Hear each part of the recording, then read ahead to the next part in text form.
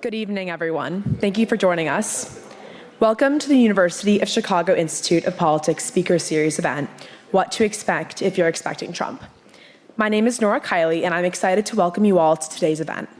I'm a first year in the college from New York City, intending on majoring in economics and political science. I'm excited to introduce you all to tonight's panelists who will share with us their perspectives on what a second Trump term would look like, having previously served in his administration. Tonight's panel features Ken Cuccinelli, Joe Grogan, Morgan Ortagus, and Damian Paletta. Mr. Ken Cuccinelli served as the Deputy Secretary of Homeland Security from 2019 until 2021 during the Trump administration. He also held the role of Director of the United States Citizenship and Immigration Services, developing strict immigration systems and policies. Prior to his work in the federal government, Mr. Cuccinelli served as the Attorney General of Virginia. Mr. Joe Grogan is the former director of the United States Domestic Policy Council and assistant to President Donald Trump. He was the lead advisor to the president on several domestic policy issues, ranging from healthcare to commercial space exploration to civil rights. Mr. Grogan also served as a member of the White House's COVID-19 task force, where he worked with executive branch officials to respond to the COVID-19 public health emergency. Morgan Ortagus is the former spokesperson for the U.S. State Department during the Trump administration. Ms. Ortagus has also held positions as a deputy attaché and intelligence analyst at the United States Treasury Department, an American television commentator, specifically as a national security contributor at Fox News, and a financial analyst. Moderating this event is Damian Paletta, the economics editor for The Washington Post and previous White House correspondent for The Wall Street Journal. As a reminder, please silence or turn off your cell phones. When it is time for Q&A, a microphone will be placed in the audience. Please remain respectful at all times during the event.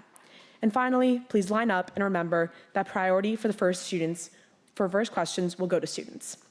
Please visit the IOP's website for more information on future speaker series events and other IOP opportunities, including Battleground Banter featuring David Axelrod and Karl Rove at 5:30 this Thursday, October 17th at Ida Noyes Cloister Club, and Haiti, a deep look at a nation in ceaseless turmoil, next Monday, October 21st at 5:30 p.m. in International House. Finally, I would like to invite you all to give a warm welcome to Ken Cuccinelli, Joe Grogan, Morgan Ortagus, and Damian Paletta. Thank you.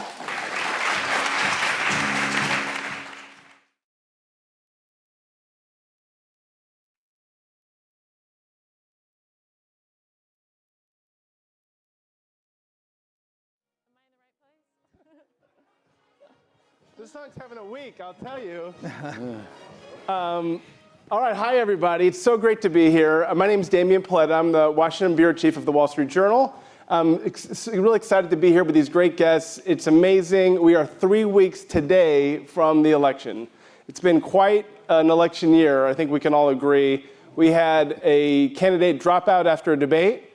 We have a Democratic candidate who didn't go through the primary process. And obviously, we all know that there's been 2 assassination attempts against President Trump. This has been an election year like no other, but we're 3 weeks from the finish line. There's been so much focus on the election year that I don't think there's been enough conversation about what happens on November 6th and then on January 20th, 2025, when we will either have President Trump or President Harris kind of leading us into the future. And that's what we're here today to talk about. And, I have a great panel here who played big roles in the first Trump administration, kind of across some of the most important issues in the country. And so I wanted to have a great conversation, or start this conversation actually with Ken, to talk about one of the things that former President Trump says he wants to do on day one is focused on deporting millions of illegal immigrants. And I'm curious how you think that might work in practice and how challenging it might be logistically.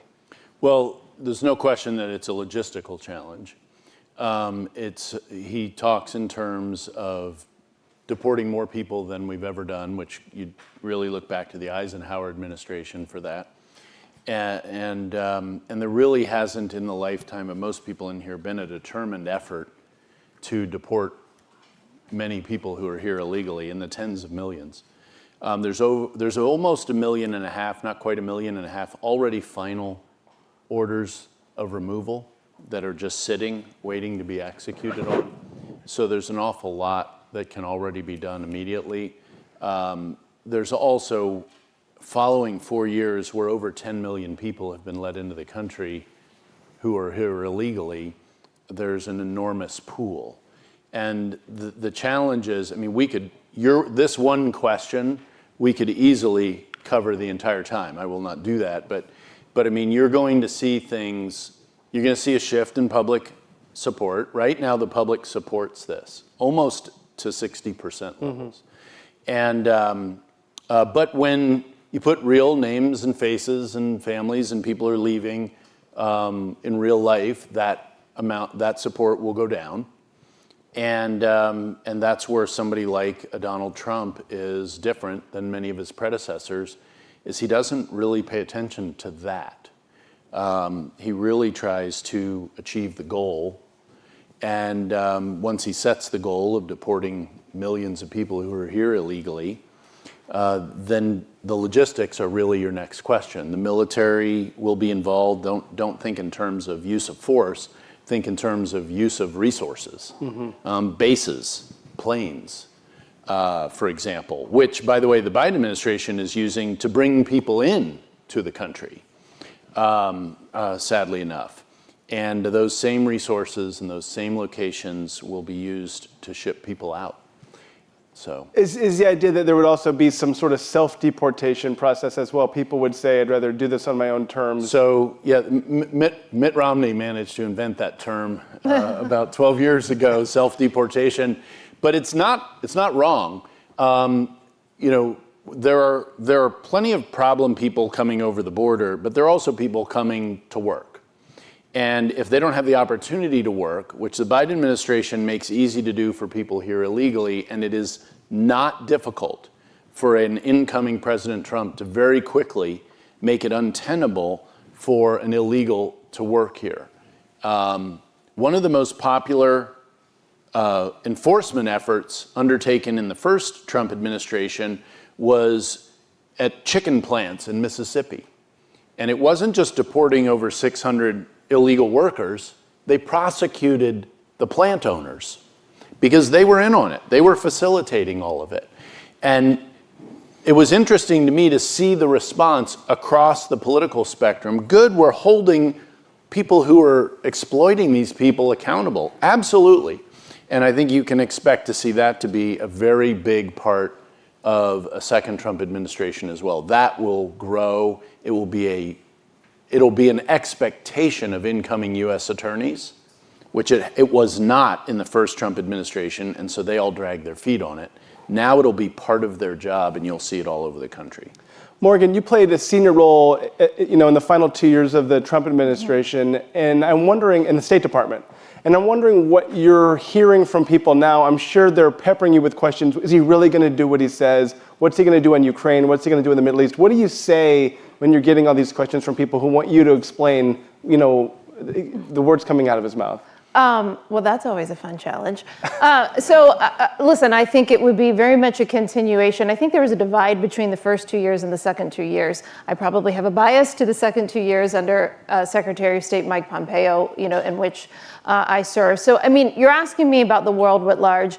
I think there's a couple, key things that you could look at. The biggest challenge that either President Trump or Harris will have to face is restoring deterrence around the world. And once you lose deterrence, having to restore that is probably the toughest geopolitical challenge that you can face. So we're in a world of chaotic disruption ever since the fall of Kabul to the Taliban in August of 21. We have the worst war on European soil since World War II.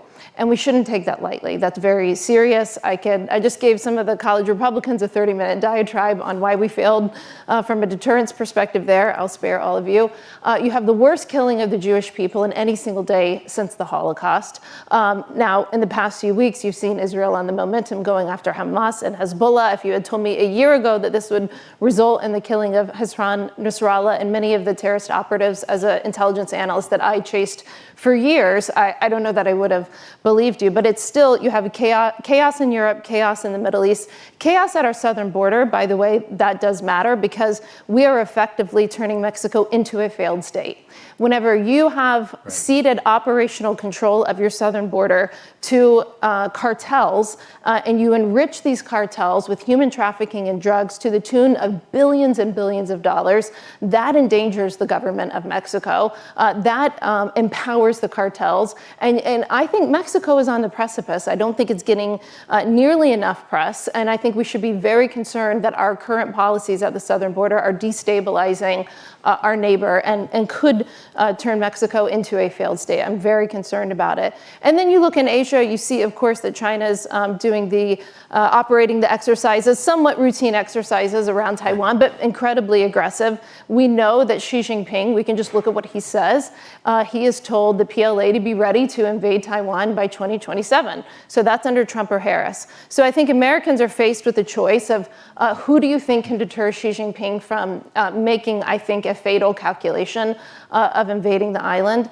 Do you want that to be Trump or Harris? I don't think that Xi has demonstrated the capacity to be able to deter any of these leaders based off what Xi and Biden have overseen over the past 4 years. So this is, 9/11 happened when I was a sophomore in college, so in almost 20 years of working in diplomacy, military intelligence at the Treasury Department, this is the most troubling time that I've seen because there is a real, I think, feeling out there that there's not somebody that has their hand on the steering wheel. And I think we're in a very dangerous place. It's a very serious place. And I would argue, again, that I will cede this point. When we were doing the maximum economic pressure campaign against Iran, at one point, Iran had downed one of our drones. And I sat up that night eating like tuna fish and Cheetos, like waiting on our response, sitting at my desk, and our response didn't happen. And to the Iranians for downing that drone. And when that didn't happen, when we didn't respond, we saw them starting to get more and more provocative with the Shia militias that started to go after our diplomatic and military facilities. And we gave the Iranians a very clear warning: if you touch an American, like, that's our red line. They, of course, proceeded to poke at that red line, and that resulted in us taking the strike against Qasem Soleimani. We needed to take that big leap of a strike in order to restore deterrence. So that's where I worry most about what we are, is because to get Putin, to get Xi Jinping, to get the Ayatollah, to get Maduro, to get the cartels, to get all of these people afraid of the United States again, that's a tough order for anybody. So how do you do that on a multi-front basis? Do you make an example out of one country, or how do you send a signal to Putin while also sending a signal to Maduro, while also sending a signal to Xi Jinping, who Trump likes to negotiate with and wants to have at the table? Yes, I mean, that you can start with one, country. I think the fall, listen, the iconic images of our U.S. military planes taking off from Kabul with those desperate Afghans holding on to that plane was one of the most disgraceful things that I've seen in my lifetime. I wasn't around for Vietnam, but it certainly harkened back to, what I learned about it in school. It was disgraceful, and it made everybody calculate about what they thought that they could get away with. And so I think there's a number of reasons why Putin invaded Ukraine. I think stopping the lethal military aid that we were giving the Ukrainians in the in the Trump administration, stopping the sanctions on the Nord Stream 2 pipeline that we were aggressively pursuing in the Trump administration, renewing the New START treaty, which we were negotiating with the Russians, which they just did a copy and paste and re-up those treaties. People make calculations based off of all of these array of policy decisions. It's not just what one person says. It's an array, it's a whole of government approach. And we showed through a whole of government approach that we weren't necessarily serious about stopping Putin. So he made a calculation that he thought he could get away with it. Putin and Xi Jinping have met with each other over the past 15 years, more than any other two leaders have met with each other. They are besties, as you kids like to say. And they have a no limits partnership. And when they come out of meetings, I'm paraphrasing, but Xi Jinping has said, the world is going to see a change in the world order that the world hasn't seen in 100 years. That means he's serious when he says that. Joe, I wonder if you could help us try to figure out, we obviously saw a different cabinet at the beginning of the Trump administration from the end. We had people like Rex Tillerson in state, then we had people like Mike Pompeo. I think there's an open question about what kind of cabinet we might see from a next Trump administration, because that'll send a signal to America about how he wants to move. Is he going to move faster? Is he going to move more by a coalition? What do you think he'll do if he wins and has a mandate to lead? Yeah, I mean, if Morgan has a problem sometimes explaining what he says, I sometimes have a hard time explaining what he's going to do or what he thinks. Clearly we had a varying level of competence. I mean, Mike Pompeo was one of the best, and we had others who were not that great and didn't last that long and didn't implement policies effectively.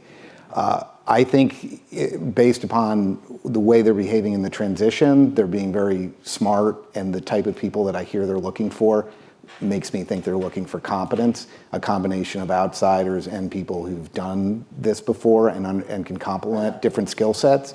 So I'm hopeful that obviously we'll tilt towards competence in the last 2 years as opposed to some of the chaos from early on. But we'll see. I mean, it's always difficult you're not going to be able to pick every single cabinet member because there's one or two that always have a skeleton pop out or they have a bad hearing, and then you have to go with your plan B. But based upon what I'm seeing, I think you're going to get a pretty decent cabinet. So on the health side, though, let's say he obviously is going to have RFK Jr. is going to be in his ear, some capacity. We don't know in what capacity. But he's starting to say things that Robert F. Kennedy Jr. Supports, like no vaccine mandates at school. What do you interpret that to mean when he says no vaccine mandate? Is it just kind of COVID specific, or could it be for the first time in decades we have a school policy where there cannot be any vaccination requirements at all? Well, look, I don't think it's going to be no vaccines at all. And I get this question about RFK. First of all, I'm all on board with making America healthy again, and why anybody would be opposed to it, I don't understand. I mean, clearly we are spending more money on healthcare than we ever have, and we are unhealthy, including just mortality rates. Average life expectancy now is lower than it was just a few years ago. We're doing something dramatically wrong. Diabetes rates, obesity rates, suicide rates, depression, the number of young people on antidepressants and behavioral altering drugs, it's a disgrace. So we have to take a step back and say, what are we doing that is incorrect? And it begins with transparency. And when people say, are you worried that RFK is going to mean that the government is going to walk away from vaccines, which are the most important public health intervention in world history, the answer is no. RFK has done less to disparage vaccines than the public health agencies did during COVID. I think Operation Warp Speed was one of the most tremendous private-public partnerships ever devised. But when I'm being told that my daughter, who's 8, can't go to summer camp because she's not vaccinated, that's insane. That's government coercion. When U.S. military members who are 22 are getting drummed out of the service, including special forces, because they're not going to get vaccinated, that's insane. When the public health agencies are saying the vaccine is going to protect you against infection, that's a lie. It didn't. It prevented serious illness and death, and that was on the label, serious illness and death.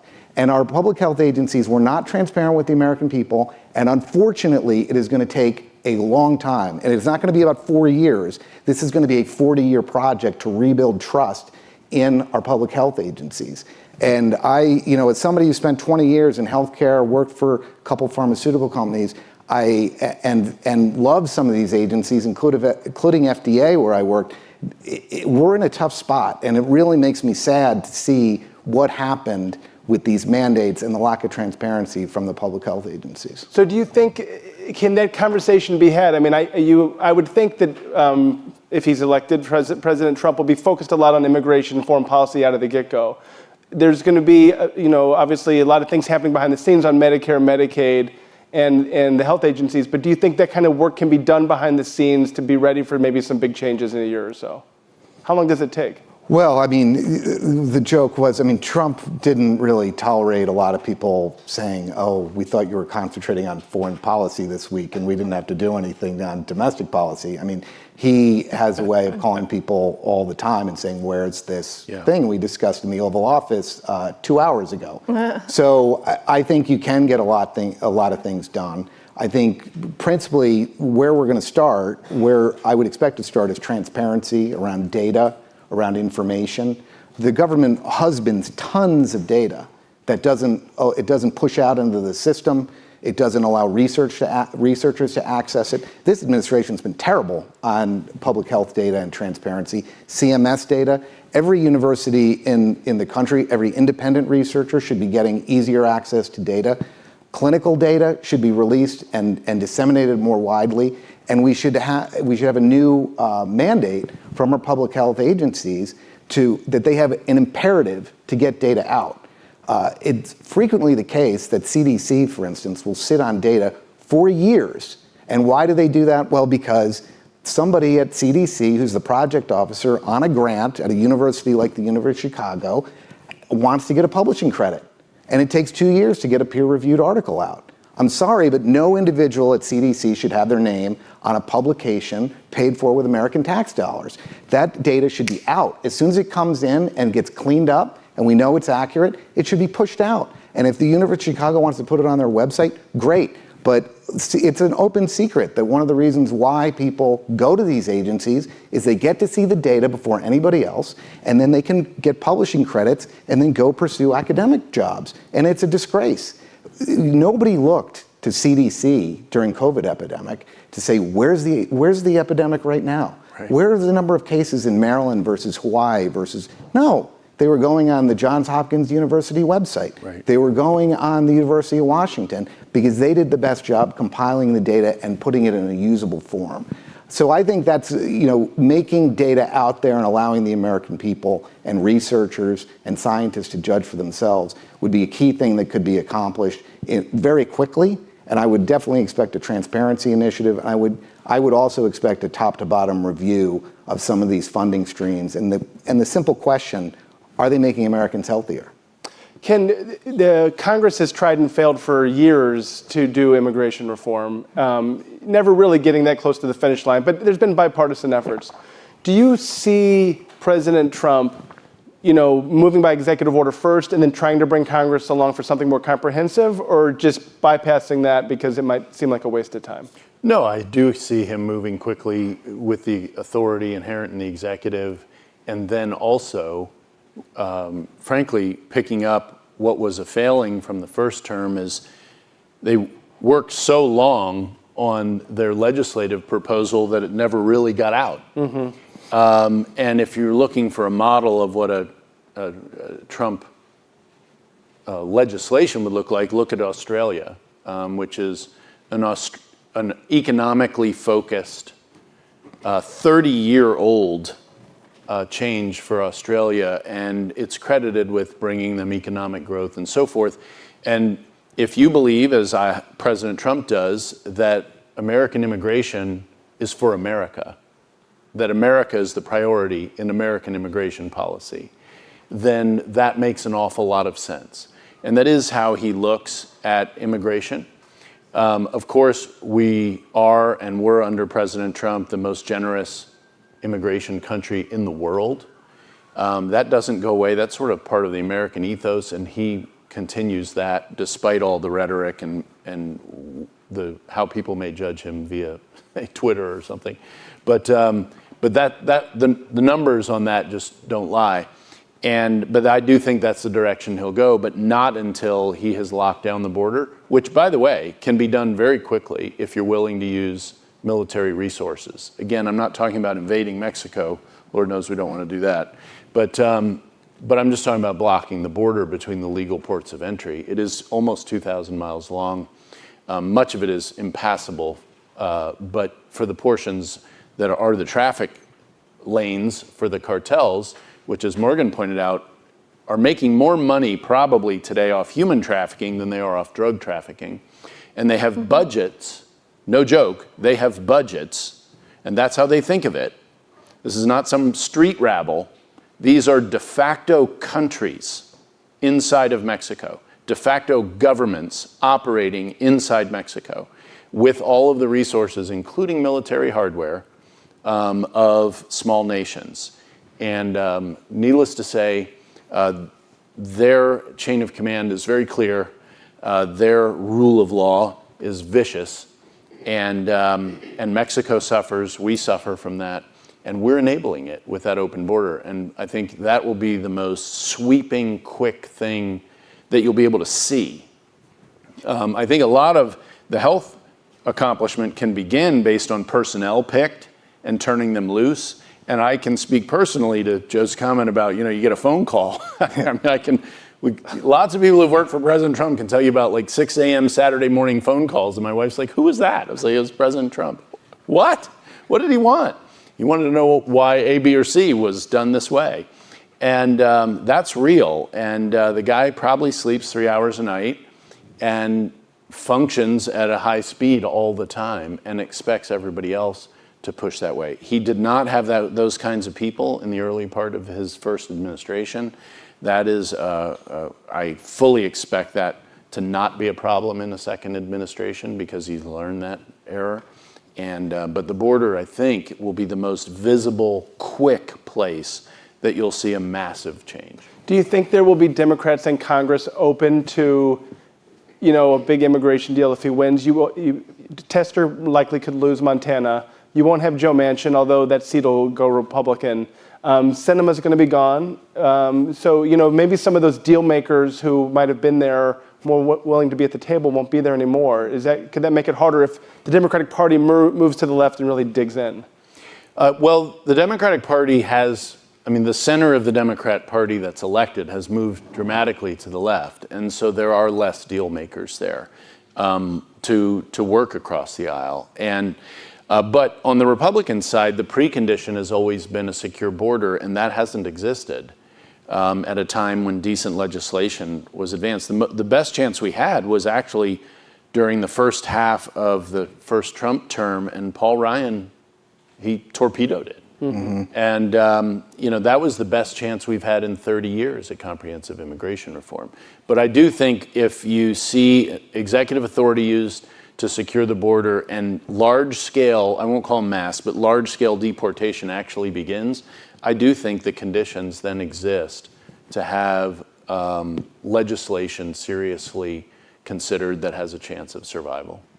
Morgan, a lot of the biggest challenges in the world right now, Iran's directly involved in, whether it's Hamas, Hezbollah, a lot of the other instability in the Middle East. Former President Trump has said he would like to engage with Iran.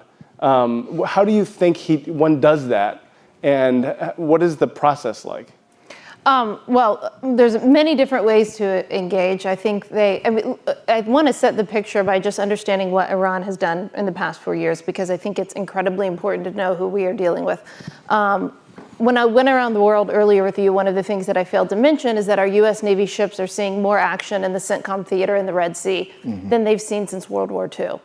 And that is not from a nation state, that's from a terrorist organization, the Houthis in Yemen, that we designated as a terror organization in the Biden administration. One of their first actions at the State Department was to remove that terror designation. It's important to note that you have a terrorist organization, not a nation state, that shoots at U.S. Navy ships and merchant ships on a regular basis with ballistic missiles and with sophisticated drones. This is the nightmare scenario that we all said we weren't going to let happen after 9/11. After 9/11, we said we were going to fight terrorism, that we weren't going to let terrorist proxies from Iran or from Al-Qaeda or ISIS or anywhere in the world have the ability to use sophisticated weapons, suicide bombs, whatever it is, in order to kill and target Americans. And that's what we have allowed to happen in the Middle East, specifically with the Houthis in Yemen. So when you look at Israel and the United States, we had this very simple thought when we came in the Trump administration, which in the Middle East, which was we were not going to punish our friends and reward our enemies. And in my estimation, that's what we had done in the second term of the Obama administration with the JCPOA. The JCPOA gave billions of dollars in sanctions relief to the world's leading state sponsor of terrorism, as certified by multiple Republican and Democratic administrations. That was the big Iran deal. The acronym. I forget that not everybody speaks Washington. So spoiler alert, what did Iran do with those billions of dollars in sanctions relief? It did not go to public health infrastructure. It didn't go to bridges or roads or schools. It went to the terrorist proxies. It went to things like the Houthis, to Hamas, to Hezbollah, of course. But don't forget all of the Shia militias in Iraq, which work to destabilize the democratic balance there. They constantly are going after U.S. diplomatic facilities. And it's not just, by the way, it's not just the Houthis in Yemen shooting at U.S. US Navy ships, the Houthis were able to send a sophisticated drone to get this close to hitting the US consulate in Tel Aviv. And think about how far that is and the ability to do that. So we have the Biden administration later did a redesignation of the Houthis, but not all the way up to the FTO, Foreign Terrorist Organization label that we had. So you've got the Houthis, you've got the US Navy seeing more action than they've seen since World War II. That's a fairly big statistic. You also have, for the past 4 years, it's only made news this year, you have something that is completely unprecedented in modern US history. And that is a foreign nation state, a terrorist state in the Islamic Republic of Iran, actively plots and threatens to kill and has active assassination attempts, not only against the former president of the United States and the current Republican candidate for president, but my boss, the former Secretary of State, my colleague Brian Hook, who was our Iran envoy, the former National Security Advisor, oh, by the way, and Biden officials as well. So these plots are so active to kill. And they're interfering in the election. Well, I'm not even done yet. Yeah. I haven't gotten there. So they're trying to kill former Trump and Biden officials on U.S. soil. Intolerable. The fact that we have tolerated this for 4 years, and by the way, allowed Iran to export oil, we haven't enforced the sanctions. We took, according to the Ayatollah, we cost the regime about $200 billion in our maximum economic pressure campaign. Some think tanks estimate that the Biden administration has given them another $100 billion plus the $6 billion that we gave them about 2 weeks before October 7th for the most expensive hostage negotiation ever pursued whenever we were seeking to get 5 Americans out from Iran. So you have them trying to kill U.S. officials on our soil, unprecedented. It's disgusting that it's happening. You have them going after the U.S. Navy through their proxies. You have them going after U.S. military and diplomatic facilities. According to the Biden administration, they are interfering in our election online through misinformation, through social media. And according to the Biden administration, they are funding a lot of the anti-Semitic, pro-Hamas, pro-terrorism protests on university campuses in major cities around this country. The fact that we are tolerating the Islamic Republic of Iran to act like this, considering everything that they're doing, that makes the Russia hoax looks like a fairy tale. Right? Russia only wishes that they could do everything that I just named that the Islamic Republic of Iran is doing. So you finally have somebody in the state of Israel, in the prime minister, standing up to them. And what happens? In April, they shot over almost 300 projectiles, including ballistic missiles and including drones, at Israel. This was unprecedented, that you had attack from physically within Iran to physically within Israel. What did President Biden do? He told Bibi Netanyahu to take the knee. I saw it happen that evening. It was a Saturday night, and I couldn't believe it because I said, this has to be answered for. But because not the Iranians themselves, they're amazing. The Islamic Republic they're not that smart. I mean, they just lost their foreign minister and their president because they put them on the same helo over a mountainous, cloudy region. That's pretty stupid. So they're not as, they're not as sophisticated as they sometimes get credit for, but because they do stupid stuff like that. How does Trump engage with them then? I mean, given all the things you just listed. I think that you have to, listen, so they did the attack in April. They just did the attack against the Israelis. Thankfully, they're bad shots, but you can't you can't dismiss the fact that they sent 180 ballistic missiles at Israel. So thank God for advanced weaponry, anti-ballistic, missiles from systems from the United States and from Israel. So this kind of thing can't go unanswered. I don't know how Netanyahu will respond. I was with him last Monday on October 7th and was with Minister Dermer and a lot of his war cabinet. He did not tell me exactly what he's going to do.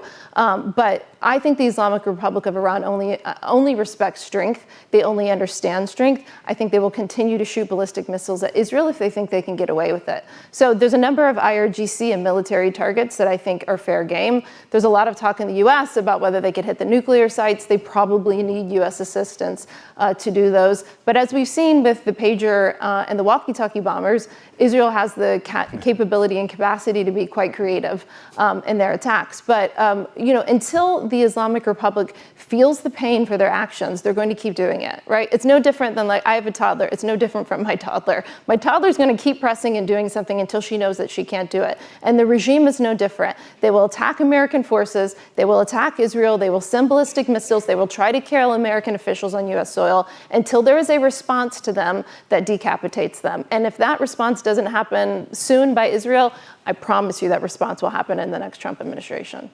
Joe, you were talking about some of the things that the government does just because the government does it. Maybe they came up with, there was a reason 40 years ago that made sense, but maybe it doesn't make sense anymore. One of the things that I think when I talk to CEOs, they're most intrigued about is this government efficiency commission that Elon Musk would lead.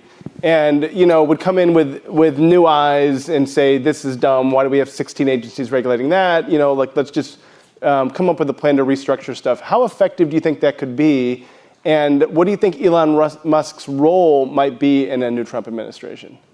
Well, I mean, you can eliminate a lot of government agencies and federal employees. I mean, just as an example, if you remember 18 months ago when everybody in Washington was freaking out about artificial intelligence, the Biden administration issued a 180-page executive order, longest executive order in history, kicked off all this regulatory action around artificial intelligence and studies and trying to figure it out. It would have been nice if they just said, instead of trying to harness it in the private sector, we're going to use it to fire people in the federal government, because there's all these jobs that should be eliminated if we could eliminate a lot of administrative tasks. If you go through, I mean, look, I spent 7 years at HHS in the Bush administration. You could march through my entire resume and just wipe out you could start right there and wipe out whole areas of the government. I mean, there's so much dead weight. One thing you can do on day one is tell every federal employee to go back to work. There are vacant buildings in Washington, D.C. There are buildings that are 20% occupied on a good day because the federal employees aren't there. You have federal employees reporting to White Oak, where FDA is headquartered, and they're living in California. I mean, there's no way that they're coming back to work if they're told to. So you can eliminate a lot of workers. Now, are they going to say, hey, come back for 5 days a week, come back for 4 days a week? We'll see. But I think that the number of federal employees can be dramatically reduced. You go through agencies that don't do anything that were just created under the Biden administration, this ARPA-H thing, which is supposed to be the health department's equivalent of DARPA, the super duper throw deep research enterprise that the Defense Department has. They're not doing anything. They're just supplementing funding for other agencies. You could go through whole sections and just say, what is this agency really doing? There's so much redundancy, different programs that do stuff. Medicaid pays for air conditioning in many places. There is also a low-income home energy assistance program that also pays for air conditioning. Why should New York get this LAHEAP funding when they don't allow fracking and they don't allow fracking pipeline in their state? And then you have to ship pipeline all the way, or you have to ship natural gas all the way around the Gulf of Mexico or import it from Europe if you want to get natural gas in the Northeast. It's crazy. So maybe LAHEAP should be eliminated for all those states in the Northeast that won't allow fracking pipeline, natural gas pipeline, or fracking in their state. I mean, there's all sorts of things you can do. There's a number of things you could do through executive order or a stroke of a pen. You can riff people, but a lot of it's going to require congressional action. And there's plenty of congressmen who are going to say you can't, who talk a good game about how they want to cut the size of government, but when it affects their home district, they're going to squawk. So we'll see what gets done. I have no doubt that Elon Musk will identify a lot of things that can be eliminated and probably should be eliminated. But I think, empowering, setting the direction in that for that cause can really free up a lot of creativity for cabinet secretaries and for agency heads to say, okay, you know what? I'm going to request 0 for this program instead of 5% more than what I got this year, because that's generally the mark of success for a cabinet official, is how much more money they get. I mean, I've been involved in these discussions numerous times over my career, where at the end of the year there's leftover money and suddenly TVs show up in the lobby of a cabinet official's building. And it's just a disgrace that this idea that you can't give money back to the taxpayer because if you don't spend it, then Congress is gonna cut your budget next year. Well, they should cut your budget next year. Well, and by the way, this constructively engages the career employees who know where the bodies are. Right. And plenty of them are happy to make the place run better. They're proud to make the place run better. And they know better than a lot of us frequently that means shrinking it. Right. Smaller is better. Yeah, I had plenty, when I was at the Office of Management and Budget, I had plenty, I mean, that's what their job is, obviously, to tell me not to sign off on new spending. But they would have great arguments. They'd be like, well, this was tried in the Obama administration, this program was tried, and it was a spectacular failure. Don't let this Republican appointee suggest it as well and get a budget request up there, because it's not gonna work either. Do you think this could finally be, if Trump wins, the time when they do get rid of the Department of Education, which I know has been kind of a Republican wish list agency for a long time? Do you think it could finally be dismantled? I mean, if you look at where we are as far as education outcomes in this country, where we were when it was created, it's an indicator of failure. So I certainly think the argument can be made. The bigger question for me, frankly, is, and I'd love to see the Department of Education get wiped out. What do you do with all these student loans on the balance sheet? I mean, because in the Obama administration, there was this push to nationalize student loans and take the banks and quote unquote the profit motive out of student loans. We put the federal government in all of it. The financing has gone completely haywire. We have all these non-performing loans. People can't discharge them in bankruptcy. And how you get these trillions of dollars in student loans off the federal balance sheet is not a simple problem. So, and how do you continue to make student loan? We can't continue in the manner which we're conducting our student loan operations now. It is not performing, and it's not performing for students, it's not performing the American taxpayer, it's not performing for universities. So that to me is a bigger issue, but I would love to see the Department of Education get wiped out, and I don't think it would affect education outcomes in any way, shape, or form, and would probably improve them. We're going to take questions from the audience in just a few minutes, so please, in students first, head to the microphones. Ken, I wanted to ask you something that got a lot of attention a couple days ago when former President Trump talked about using the National Guard and the military domestically, if he said needed, to kind of go after what he coined as the radical left lunatics, I think related to the election.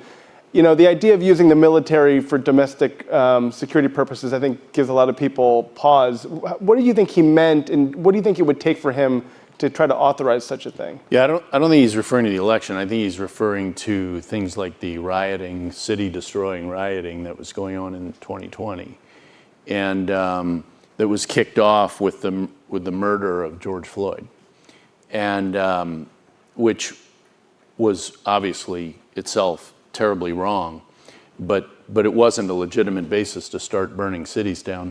And you had mayors and governors, Minnesota, Walz, Oregon, Portland, Washington. I can go around the horn because I was dealing with moving people to these sites that were intentionally surrendering.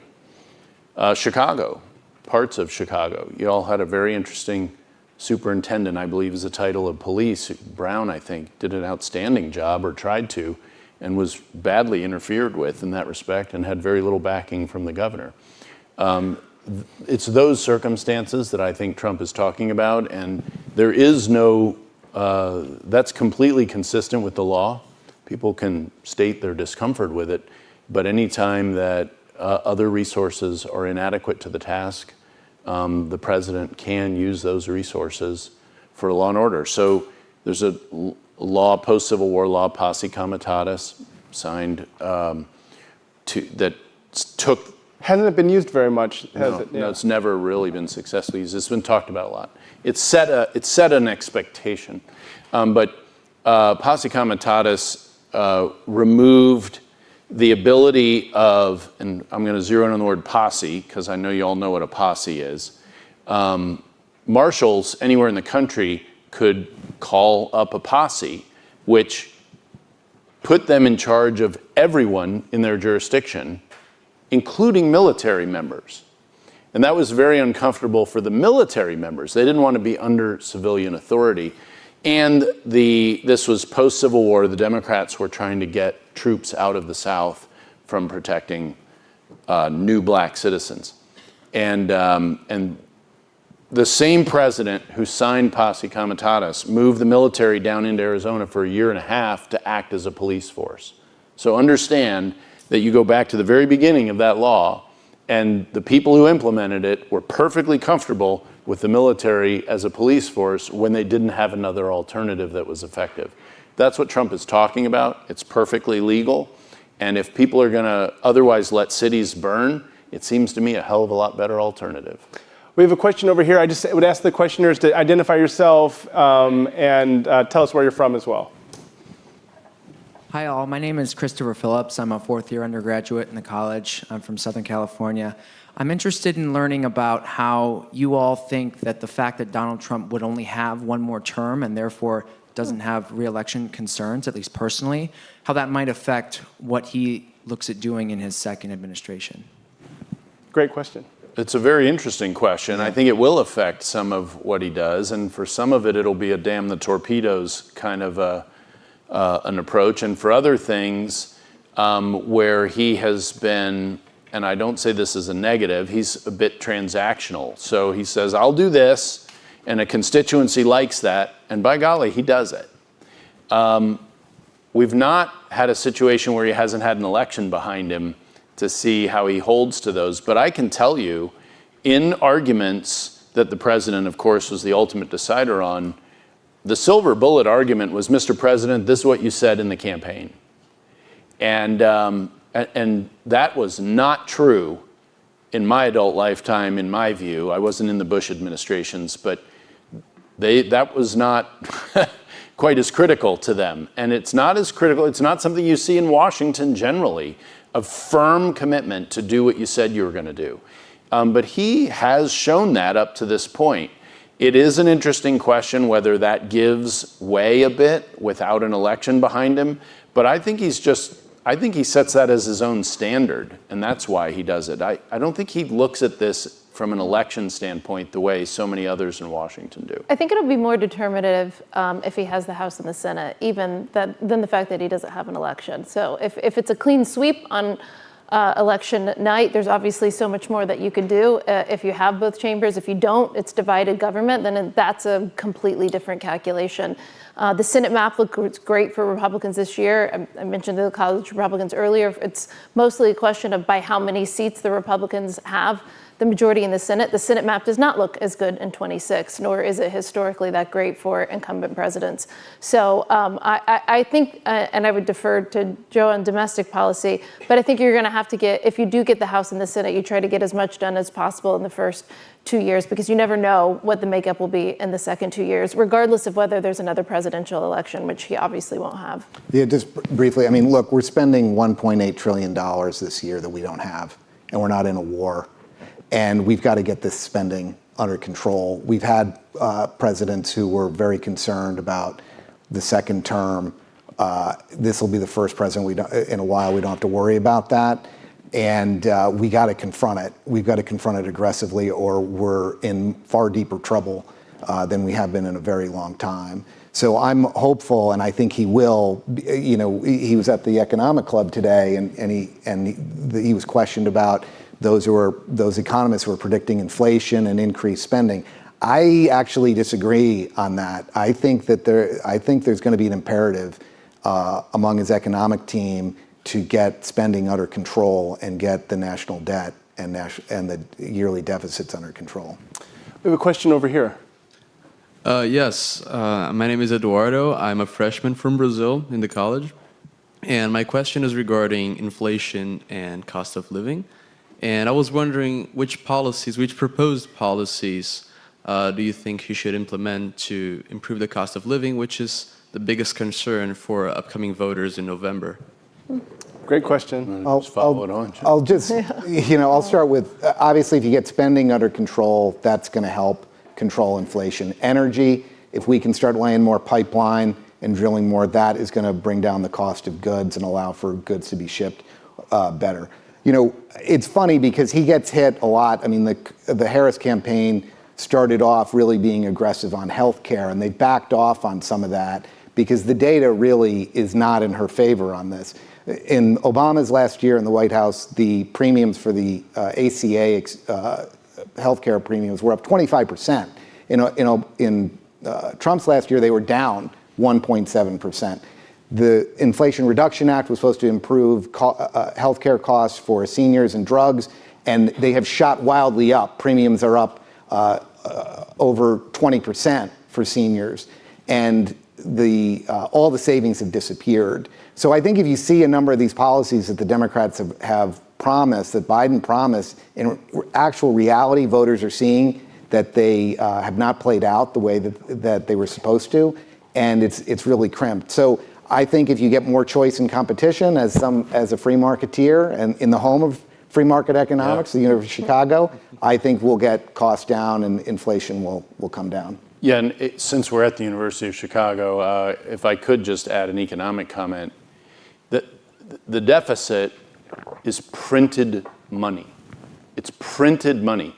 2/3 of the deficit, and I'm using very rough numbers from the example I know, the COVID stimulus money, 2/3 of it was printed. Well, what about the other third? The other third was debt sold into the market that people were willing to buy. No one in the world is willing to buy 2/3 of our debt. And it literally, every dollar they print shrinks the dollar in your pocket. And I believe more and more Americans understand the connection between government overspending and their painful family budget than has ever understood it before. And I think that puts a lot of public pressure to do exactly what Joe had talked about, which is to start being serious about bringing that deficit down. It's great to see lines of questions. It kind of warms my heart. So please, next. Hi, my name is Madeline Schreiber, and I'm a first year in the college. As a young woman, an important issue this election is abortion, and I was running in terms of campaign rhetoric versus what is actually implemented once the person is in office, what you expect to see from President Trump if he were to be elected for a second term. So, Joe, let me add to that question, actually, because President Trump has said he wants the states to kind of run this, but there's going to be some decisions that run up to the federal level if he wins the presidency. So how do you think he would handle this issue? Yeah, I think it's interesting because, look, when I went to law school as a conservative, and conservatives were talking about Roe v. Wade, the argument was, and the argument of many in the Federal Society was, if Roe v. Wade gets overturned, it will give this issue back to the states and let the electorate decide. And that's exactly what happened. I do think some people in the pro-life movement have tried to move the goalposts on this and say, well, wait a second, we never agreed that when Roe v. Wade gets overturned, it goes back to the states. It's important to note that the pro-choice movement has won every single state referendum. So I'm watching, it's interesting because I'm watching pro-lifers, some really go after Trump for some of his rhetoric and say he's abandoning us. Kind of view this differently. I think it's incumbent upon the pro-life movement to win these referendums. I mean, Trump delivered on what he said he was going to do. He overturned Mexico City, which was U.S. taxpayer dollars to go internationally to provide services, abortion services, and to organizations that provide abortion services. He restricted taxpayer dollars for abortions, and he put originalist judges on the Supreme Court who ultimately did overturn Roe v. Wade. I take him at his word that he wants to keep this issue with the states principally. There are some federal issues that will rise. It's principally around federal funding of taxpayer dollars, which used to be the Democratic Party's consensus opinion until very recently. They did not support But also the FDA and the abortion pill, there's some issues that... Yeah, I don't understand why that... The Harris campaign has done a fantastic job of raising this issue. I don't see any... It's approved by the FDA. I don't see any scenario by which... I personally do not see any scenario by which it would be taken off the market now. An FDA commissioner, somebody's up for confirmation, they're going to have to make assurances on that front. And you do a complete new scientific review that's going to take a very long time. I just don't see how the abortion pill gets taken off the market. I don't think it's a realistic concern. Yeah, and I would just add back to a comment I made earlier. I'm a proud pro-life person, but President Trump is not pro-life, and he has never been pro-life. He's never really claimed to be. He's told pro-lifers, look, you think judges are important. I'm going to get you originalist judges. And he put a list out there, which is something that I really appreciated, talk about accountability. You knew what you were going to get. So he hasn't changed. And Well, wait, he is, I will say this, though, He Ken. is. He can be counted on to do what he's saying he's going Right. to do. And in this case, which means not doing Yeah. a lot, certainly not in the legislative arena. I do recall one conversation I had with him in the Oval Office. This was after Ralph Northam, the governor of Virginia, was caught on a radio show talking about a late-term abortion and talking about a child who would have survived an abortion. What do you do in that circumstance? And Northam said, well, we have a conversation about whether or not the baby's going to be allowed to live anymore, whether or not you do life-saving interventions. I was in the Oval Office the next day, and Trump was legitimately shocked by that conversation and could not understand what he was talking about, was really grappling. As I was watching him and he was asking, there were other people in there, he's saying, what the hell was this guy talking about? We're not going to figure out whether or not this baby who's crying and out on a table is going to be saved or not. So I do think he is not pro-life in the sense of life begins at conception and it needs to be protected from the moment of conception. But I do think there is a grid in which he views where there are certain boundaries that offend his conscience. And late-term abortion would be one of them. And the conversation that Northam had on a radio station would be top of the list. Yeah. Great question. Thank you. Let's go over here. Wonderful. My name is Harriet. I'm a second year in the business school. And I wanted to ask, last year, Cassidy Hutchinson came to the university and we heard from her. And she really talked about the nervousness around who would be in a Trump administration for a second term. And I'm curious for each of you, if you were asked, would you serve in the administration? And how would you handle, Ken, to your point around Trump doing what he says around potentially going after political rivals? Political what? Political opponents or rivals. Rivals. Oh, well, I'm not quite sure what you mean in terms of how. I mean, he's doing that right now. Well, like prosecute More them. prosecuting is what I mean. Look, if people break the law, then they break the law. The simple solution for equal application of the law is to apply it to everybody. It isn't to come up with the same set of exceptions and then fit everybody into them. But I fully expect that you're going to see him maintain his aggressiveness that he had in the tail end of the first term. Campaigns don't necessarily reflect how he'll behave, though the policies, I think, as I've said repeatedly, will be accurately reflected. But if you recall in the first election where he was running against Hillary Clinton, he loved to say lock her up, and 2 weeks after Election Day at a rally with his own folks, he was saying, no, she's a nice lady, we're not going to do that. So I take that as some of the harder edge stuff that may be more questionable would come off the table. But if people have broken the law, then they should be prosecuted. So then they should be prosecuted. So all right. Hey, you're not in the line, and I hope you're not a student. It's okay. But let's ask. But the other part of her question, I want to put you on the I spot. like hecklers. Yeah. Would you serve if asked in his administration? Under some circumstance, I wouldn't say no. Yes. How about you, Morgan? Would you But serve? I don't know what he'd want me to do. I find that your question is not silly, but it always is perplexing to me when someone asks it. I think, yes, of course, but I would say that to any president. I'm one of the few people in Washington. I was President Obama's Treasury attaché to Saudi Arabia. I'm a reserve military officer. I was on active duty, short-term active duty last year. So I've served in 4 presidential administrations. It's up to the American people who they elect to be the president of the United States, but I wouldn't say no to any president. And I would just say, when I think about President Trump and what we accomplished in his term, especially for me as the foreign policy person on the panel, we ended the administration with something that I didn't think I would see in my lifetime, and that was the Abraham Accords. And that was the first peace deals between Israel and Arab states in 26 years. They were consequential, they were monumental. There was just a few of them, of us working on them. It was a very small group. And it's incredibly important to me because I was pregnant with my daughter during the Abraham Accords. And when I sat in the Oval 2020, Office, no less. There's I know a lot during going COVID, I kept going to the White House and traveling with Pompeo. I was in Afghanistan, Israel, all these. My last trip, I was 32 weeks pregnant in Khartoum, So that explains why she's a little wild. But, when I sat at the White House for that monumental ceremony that I'm sure you remember and covered, I thought one day I'm going to have to explain to her that mom used to have 2 different passports when she traveled in the Middle East, one for Israel and one for the rest of the Middle East. And that was no longer necessary because of the Abraham Accords. So it doesn't matter which president you serve. When I was serving under President Obama, we got Osama bin Laden. I was in Saudi Arabia. I was meeting with Saudi intelligence that day.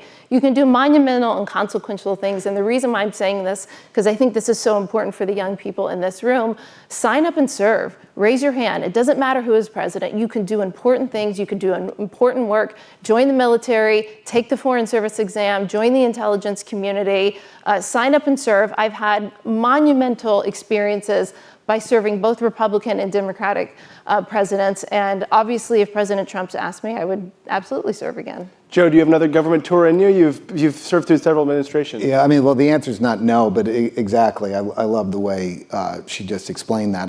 I wasn't looking to join the Trump administration. I didn't work on the campaign. I didn't work on the transition.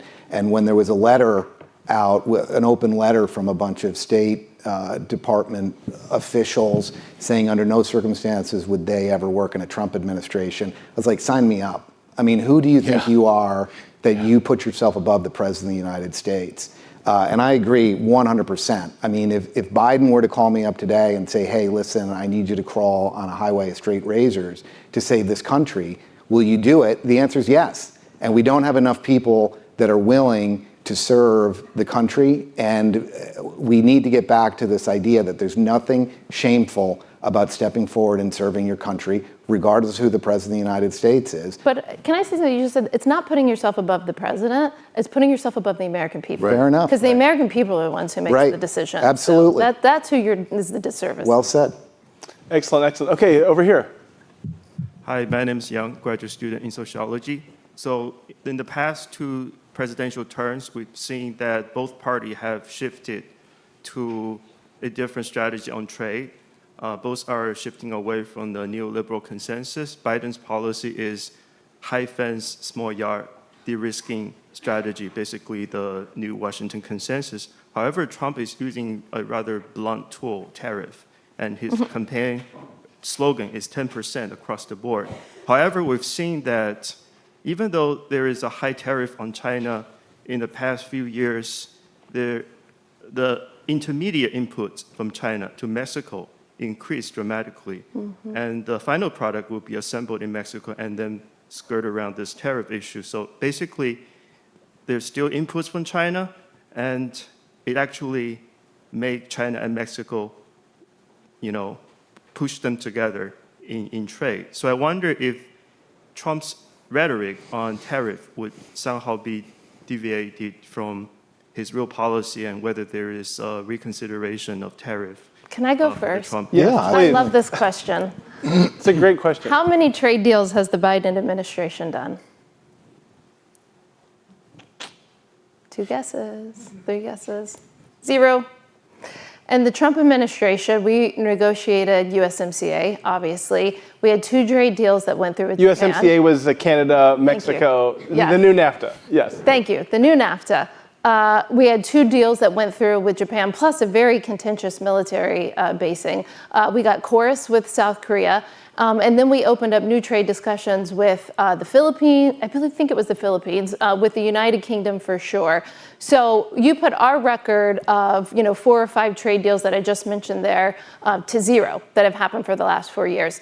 The reason why I bring this up is because the rhetoric and the reality of the policy are so totally different. And that's why I get this question all the time, and it's like mind-boggling to me, because Trump wants to get to a deal. He got to deals. For all the rhetoric that you hear about, woo, Trump and trade, the Biden-Harris administration has produced 0 trade deals. Go talk to the Philippines. Go talk to our neighbors in Latin America. Go talk to our neighbors in Southeast Asia and see how they feel about making 0 headway in this administration with trade deals. We were able to get to deals. So let's not talk about tweets and rhetoric and this and that. Let's talk about policy. Let's talk about action. Let's talk about deals that went before the Senate, because this administration has nothing to show for it. We have a fabulous record on trade. The president, former president, not the current president, basically had a zero policy on trade. What does that mean? He would have reciprocal trade with you if you had zero tariffs, if you had zero non-tariffs, which is basically like regulatory burdens, and if you did zero subsidies. Guess how many countries want to take us up on that? Zero, basically, right? So he's willing to trade, he's willing to make a deal. We have a very low bar. If the bar is zero from the Biden-Harris administration, I'm confident that we're going to see a lot more trade deals in a second Trump term, similar to what we did in the first Trump term. That's the reality of what actually happened. Yeah, I'd just say tariffs for Trump it's leverage. When he's negotiating constantly, tariffs are used as leverage to get to a deal. I would also say, as someone who's run 5 campaigns, that there's only so much nuance you can offer when you're campaigning, but Howard Lutnick, who is one of the 2 leaders of his transition team, gave an outstanding interview where he did nuance the tariff question. He said, look, when push comes to shove, we don't do 10% across the board. We do the things where we don't have industries, and they do. Whoever they is, China is the usual target of that conversation. So you're impairing American consumers at the minimal amount while you're enticing industrialization in the United States in the industries where that makes the most impact. So it is not, campaign rhetoric only gets you so far, and that's not a fault of either candidate because they're stuck with time limits and attention limits of the audiences they're talking to. But I thought Howard Lutnick really did a good job of talking about the nuance of that, and Joe's exactly right. Trump is a negotiator, and it's leverage, and it worked. We got the best immigration cooperation with Mexico both ways. They got it from us too, when tariffs were used as leverage because they need us more economically than we need them. All right, let's try to squeeze in 2 more questions quickly. Please, go ahead. I'm Felipe, and I'm a freshman, an international student from Brazil. And my question for you today is, back in June 21st, 2024, Trump made the following claim regarding foreign national students, and I quote, "What I want to do and what I will do is when you graduate from college, you should get automatically, as part of your diploma, a green card to be able to stay in this country." And considering how this policy prioritizes legal, highly educated immigrants, which ultimately benefit the American workforce, as they would otherwise often leave for economic rivals such as China, and also assuming the Republican Party's victory in this election, in how many years could we expect this promised policy to be implemented? And what are some of the other plans of the Trump administration regarding international students? Before you graduate, Felipe. Yeah. Okay, fair enough. You could also enlist. We'll take you. Yeah, Like you can do that now. Exactly. You can do that now. Legal immigration reform, how quickly Yeah, can so that get done? the campaign conversation has been so focused on illegal that there has hardly been any legal. And so it's kind of off-the-cuff comments. And I'll tell you, look, I don't support that policy, but President Trump does think that way. And he views that, look, this is a potential economic asset. Again, back to the Australian model from 30 years ago.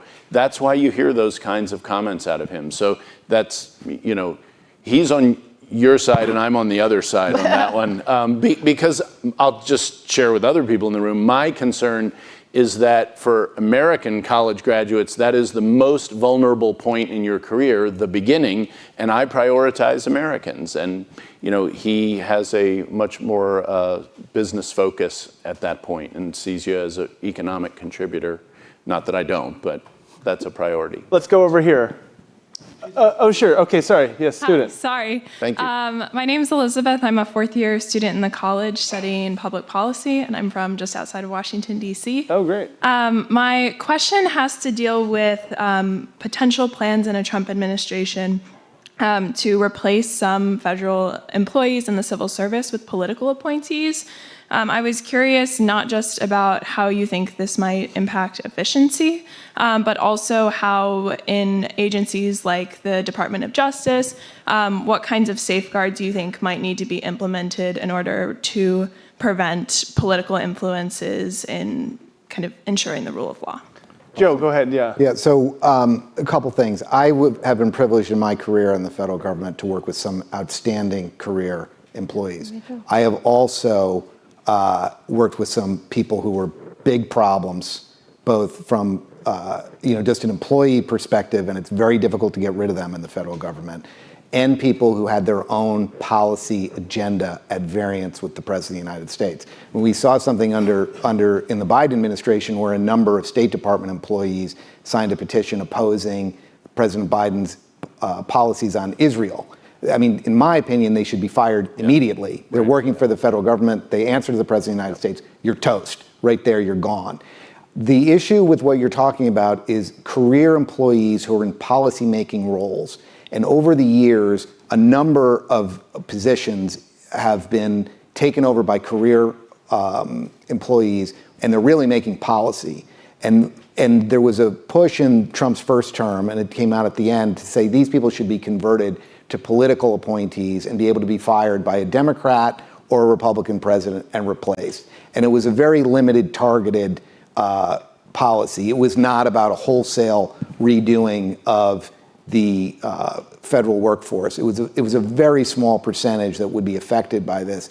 You would be astounded at the number of political appointees at some of these agencies. I mean, it is extremely limited, and it's very hard. When I was at FDA in Bush, I was one of two political appointees throughout the entire Food and Drug Administration. How many total employees? Oh, at that point, we probably had 8,000 employees there. So how can you move policy? If you want to make America healthy again and steer that agency in a different direction, can you do it? Now there's probably 10 or 15. There were in Trump's term. Still, there were probably at that point 12, 14,000 employees. So it was very limited number of positions that would be affected. So, but I think comprehensive reform of the civil service is so needed. I mean, it's so egregious. We had at the State Department, when I was there, a civil service employee who was a white supremacist, who was posting white supremacist things online. Virtually impossible to fire the guy. It took forever. You have to go through this whole, and the fact that they have such protections, that you have somebody, a total racist, posting the most crazy white supremacist stuff online, and we didn't, because of the way the civil service regulations work, didn't have the ability to tell that guy, take your stuff and get out of here, is preposterous. Let's just take one last question. This guy's been waiting so patiently. Very quick question. First of all, thank you, Mr. Cuccinelli, for your discussion on the green card. My question to the other two panelists are, do you think American citizens should be first in line for jobs in our own nation's labor market? That are what? I didn't hear. In our own nation's labor market, should American citizens have kind of first dibs on those jobs? First in line for jobs in our own nation's labor market. You know, I don't know that I'd necessarily support discriminating against somebody with a green card at the expense, against an American citizen who is a full-fledged citizen. I think, though, a key part of this reform is, and Trump's thinking around this issue is that the massive influx of illegal immigration right now are depressing the working class wages. And if we can control the inflow, we can get wages up for people starting off at the bottom, but a rising tide will lift all boats. Morgan? I'm not a domestic policy expert. I would just say for everyone who is not an American citizen in the room, you can join our military today. And we'd love to have you. And for every kid that wants free college, enlist. It's free. It's great. I would also add, at the end of 2019, so I'm taking the COVID piece out of the Trump administration, Donald Trump achieved the lowest poverty rate in the history of that statistic. The lowest poverty rate in the history of the tracking of poverty in America. And it wasn't just cutting taxes. Deregulation had a lot to do with it. But the kicker was actual enforcement of immigration laws that made businesses compete for American work at the low end of the economic spectrum. And you know whose pay rose the most in the last quarter of 2019? The poorest Americans' pay went up by the biggest percentage. That's why we had the lowest poverty rate. We spent more months under 8% black unemployment under President Trump than the rest of my life combined up to his presidency.